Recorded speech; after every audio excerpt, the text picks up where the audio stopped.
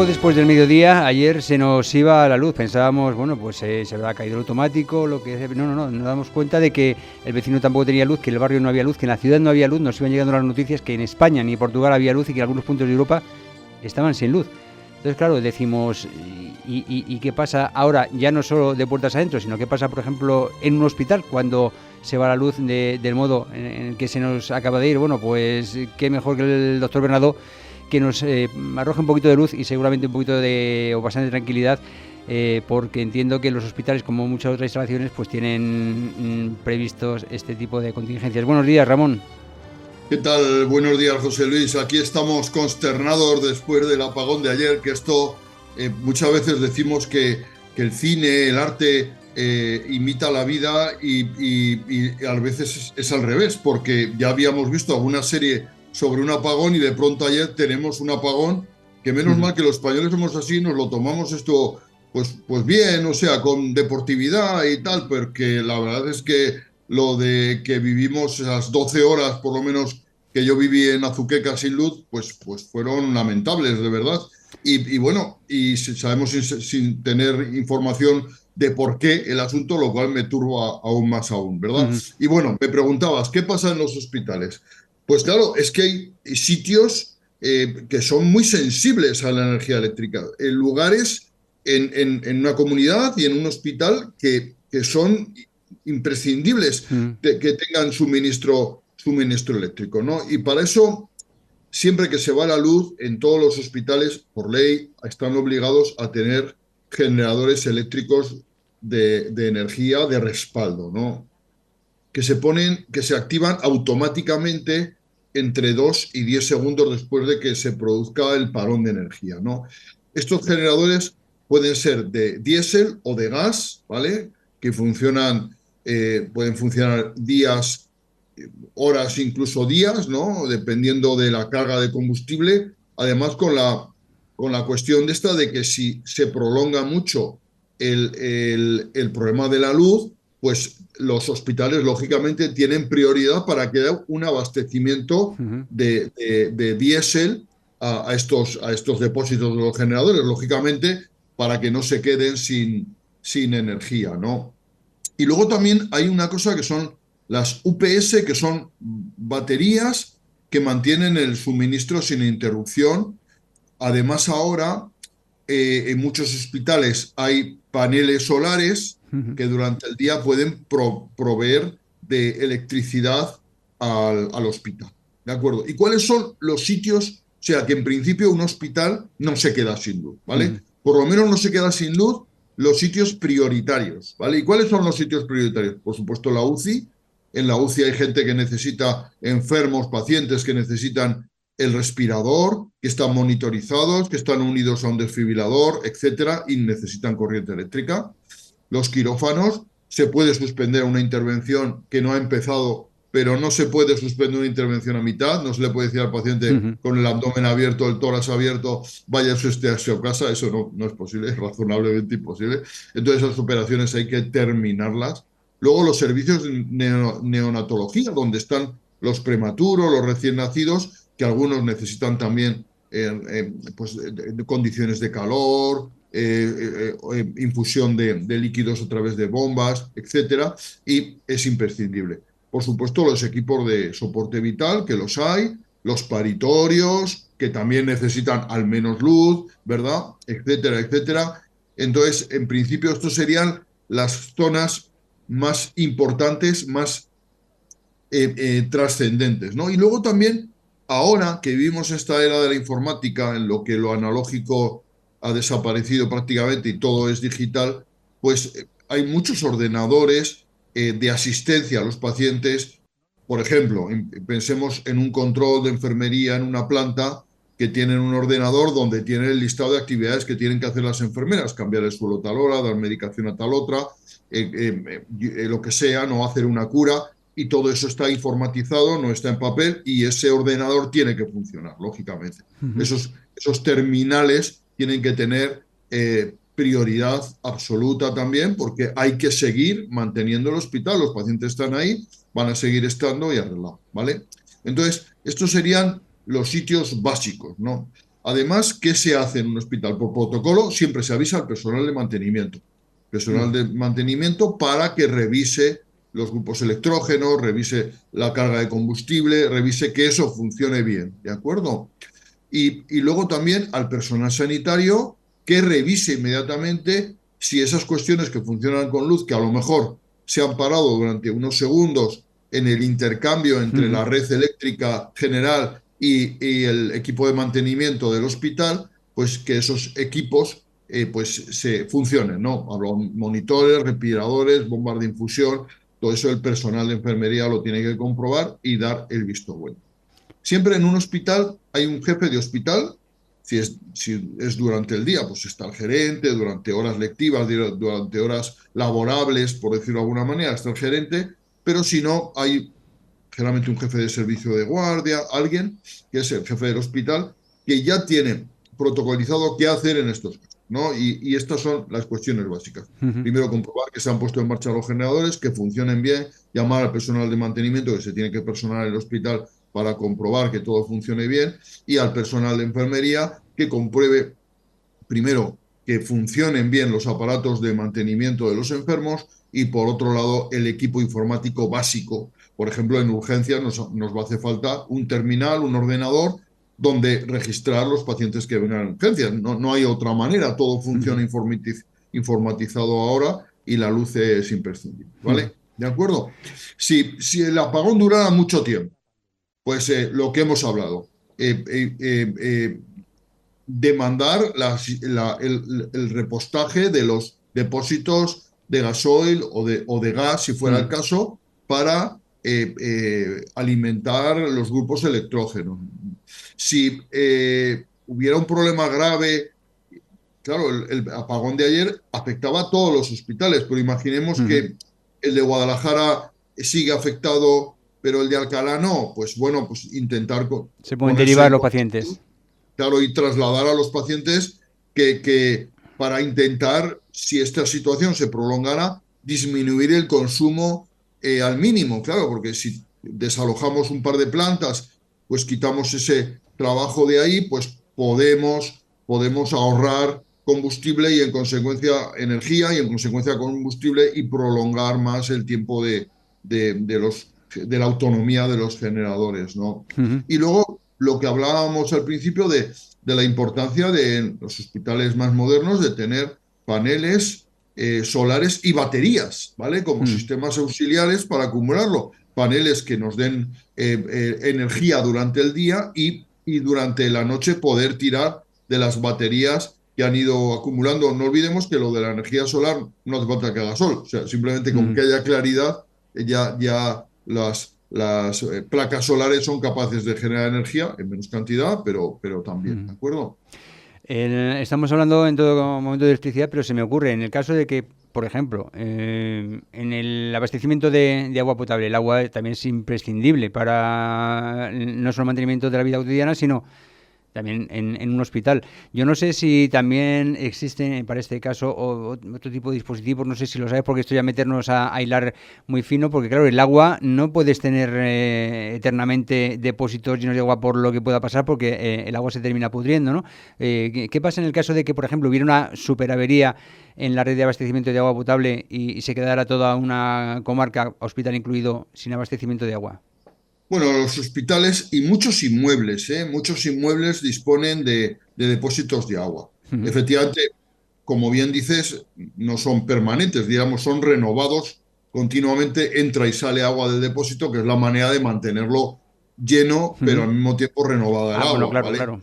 Claro, en los hospitales también hay depósitos de agua potentes, que además, si están situados en la parte más alta del hospital, ya evitan el uso de electricidad, porque ya sabes que muchos edificios altos necesitan electricidad para bombear el agua a los pisos superiores, Sí. ¿no? Y de hecho en muchos edificios hay contenedores de agua en la parte superior y bombas de agua para dar presión claro, sobre todo si son edificios altos. Los que tenemos suerte de vivir en un primer piso, como tú y como yo, José Luis, pues nos llega el agua, poca o mucha nos llega el agua porque simplemente la presión, los depósitos de agua de de nuestra localidad están situadas lógicamente en la parte más alta, en todos los sitios es así, y lógicamente simplemente por una presión básica nos llega agua. En otros, a lo mejor inmuebles de más altura que necesitan electricidad para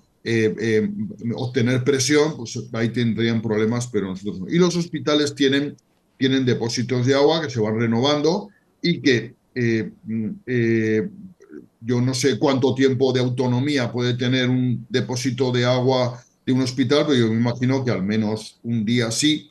Y también es verdad que estas situaciones son extraordinarias, pero inimaginables, ¿no? Porque lo que Claro. vivimos ayer, estas 12 horas, lo habíamos visto en la ficción, veíamos que se desarrollaba el caos en la ficción, luego, por la manera de ser nuestra, no había caos. Yo ayer, por avatares del destino, volvía de Las Palmas de Gran Canaria, justo cogía el avión cuando se producía el apagón en la península, que no en Canarias, se retrasó la salida del vuelo, se llegó perfectamente a, a Barajas. La T4, como siempre, inmensa, haces 6.000 pasos solamente para recorrer la Sí. T4 y afortunadamente yo tenía el coche aparcado en el parking y como no funcionaban los aparatos, la salida era libre, o sea que me salió bien, no tuve que pagar el parking, pero las personas que tenían que disponer de transporte público, no había, por supuesto, cercanías, los autobuses iban abarrotados y taxis y Uber o Cabify era muy difícil encontrar, entonces ahí había en el andén un gentío tremendo y yo, como soy una persona de suerte, pues me vi un poco ajeno a ese asunto. Y luego es muy curioso porque por Madrid llevé a un amigo a su casa que vive en Le Bernardo y por Madrid pues la circulación era fluida, la gente, los coches iban despacito, paraban en los semáforos que estaban apagados para que los peatones pasaran. O sea, un ambiente un poco idílico Sí. y eso, imagen que tenemos de las películas norteamericanas que se producen saqueos en los supermercados y cosas así, pues aquí en España eso afortunadamente no ocurre. Y llegué a Azuqueca y Azuqueca era un paraíso de gente paseando por la calle y los Cierto. parques, los niños jugando y tal, y era una maravilla. O sea que en realidad sirvió un poco de catarsis colectiva, ¿no? El tener el apagón. O sea que lo que pasa es que, claro, el congelador, pues pasó lo que pasó. Ujú, efectivamente, eso es. Bueno, el congelador de casa pasó lo que pasó. No quiero yo pensar en el congelador de los restaurantes o de los centros No, no, comerciales. Vamos, me contó mi hermana que había estado precisamente intentando hacer la compra en un centro comercial y todo el pescado congelado estaba a mitad de precio. Como es lógico. a mitad de precio y a mitad de calidad. O sea, claro, Pues lo ves, a vaya. mitad de congelación ya, pero bueno, dices, pero ¿Qué tal? de qué te Hombre, yo sirve no como hace... comprar pescado congelado a mitad de precio si después la vitro no te funciona? O Claro, sea que... claro. Y no puedes almacenarlo en tu casa, ¿verdad? O Mm, sea, no tiene mucho sentido. Lo que hay que hacer en estos casos es no abrir el congelador, no abrir a mm, comprobar nada, no hay que abrirlo. Ahora, ya que han pasado unas cuantas horas, 10 horas o 9 horas desde que recobramos la electricidad aquí en Azuqueca, pues bueno, abrirlo y ver cómo está, pero mm, intentar no abrirlo porque es un error, ¿no? mm. Y yo creo que el que no ha abierto el congelador y tal puede ser que haya salvado su carga, ¿eh? Ujú. Yo no lo he abierto aún por si acaso.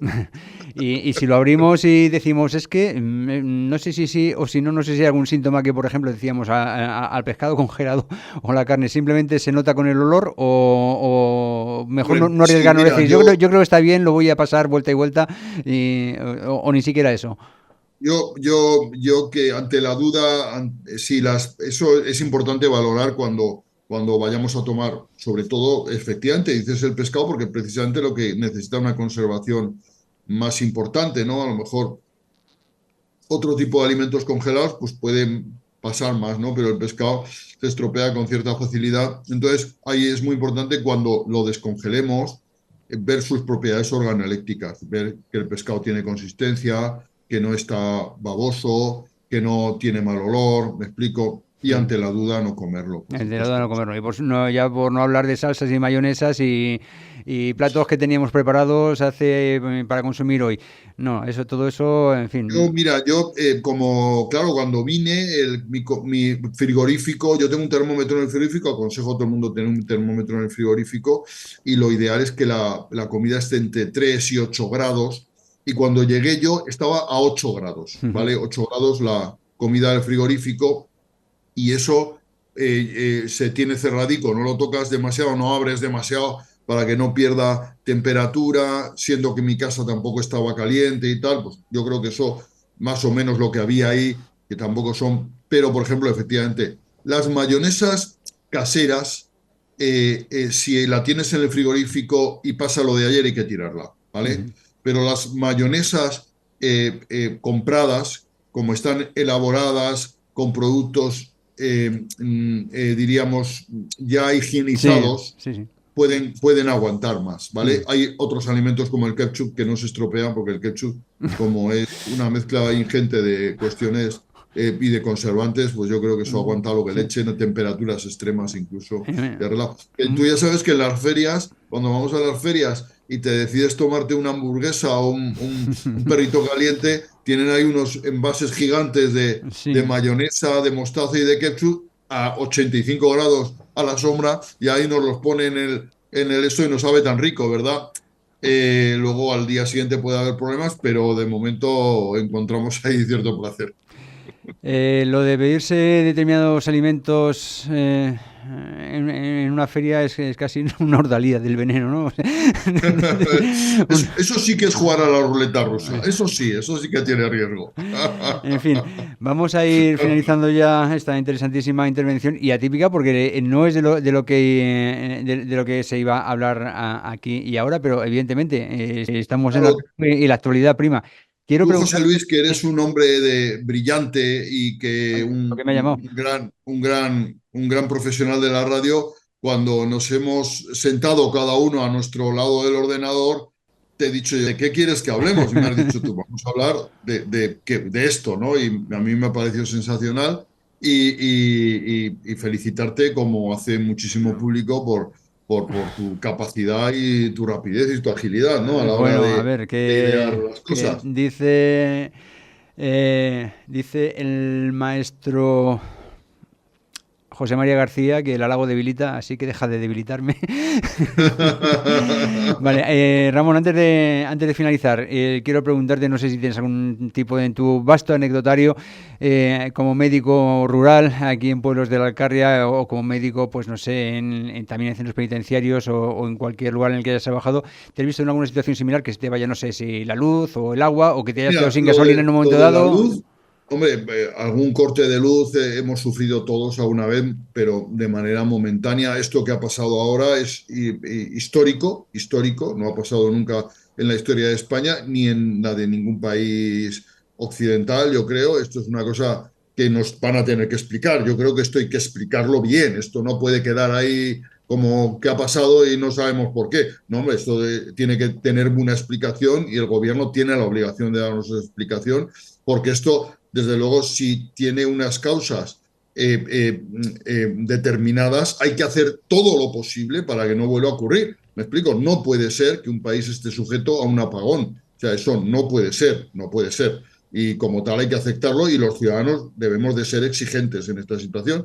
Nos lo hemos tomado con bastante filosofía, no ha habido mucho problema. Lamentablemente ha habido personas que han tenido que dormir en sitios inadecuados, pasar la noche, sobre todo los usuarios de Renfe y tal, Ujú, bueno, y mucha gente en Madrid que no pudo volver a su localidad de residencia y tuvo que dormir en estaciones. ujú. El Wi-Fi Center también se habilitó para ello, o sea, situaciones un poco penosas que no deberían de ocurrir, ¿no? Y Ujú. dejar encima a un país no solamente sin luz, incomunicado, pues eso no puede ocurrir, hay que analizarlo. Y dicho esto, he de decir que en los pueblos que he vivido yo, en Alcarria y en Zaragoza y tal, y que he ejercido como médico rural, no ha habido situaciones en las que durante más de un rato nos faltara el agua o la luz. O sea, yo me acuerdo que vivía en un pueblo, bueno, alguna vez ocurrió en Alustante, por ejemplo, que se lavan las cañerías. Sí, ¿sabes? ajá, claro. Se daban las cañerías porque allí, aunque parezca mentira, tenemos temperaturas, o había, y supongo que ahora sigue habiendo, 15, 20 bajo cero muchas noches. Yo tenía un termómetro en la fachada de mi casa y así lo registraba. Y entonces a veces se lavan las cañerías, pero simplemente en los primeros rayos del sol ya volvíamos a tener agua Ujú. sin ningún problema. Y eso era una inexperiencia mía de novato. Lo que hay que hacer siempre es dejar un hilito de agua Ujú. corriendo por el grifo, por uno de los grifos, y entonces no va a pasar, ¿no? Agua que corre no se hiela, eso es un dicho que es conocido y efectivamente. Y entonces, claro, es paradójico que yo he vivido en sitios muy alejados de núcleos urbanos y tal, y no he tenido nunca desabastecimiento ni de luz ni de agua. O sea Ujú. que eso es así, y por lo cual felicito a todas las corporaciones municipales de los pueblos donde he estado, y decirles que eso no ha ocurrido en absoluto, y que les doy la enhorabuena. El gobierno de España sí lo ha permitido. Muchísimas Y gracias, perdón Ramón. que sea tan Sí. crítico con el gobierno, pero es que tengo que encontrar a alguien, tengo que encontrar un responsable, porque esto Mm, no puede ser. Me mm, explico. eh, Esto, perdona mi indignación, pero esto no puede ser, ¿verdad? Efectivamente, así es. Bueno, vamos a ver lo que se nos cuenta. De momento nada, de momento no se ha Claro, descubierto claro, nada. ese es el asunto. Decía un compañero esta mañana en la tertulia con Federico que pueden pasar dos cosas, o que no sepan lo que ha pasado, o que lo sepan y no quieran contar, y que no sabemos cuál de las dos cosas es peor. Claro, efectivamente, o sea, tan mala es una como la otra, o sea, Sí, que quede claro, ¿eh? Eso es sí, sí, sí, terrible, sí, ¿no? sí, en fin. Bueno, Y no puede ser, además, que esa explicación de que en 5 segundos se perdieron no sé cuántos gigavatios y tal, sí, sí, sí, en fin. pero vamos a ver, ¿cómo se pierde la electricidad?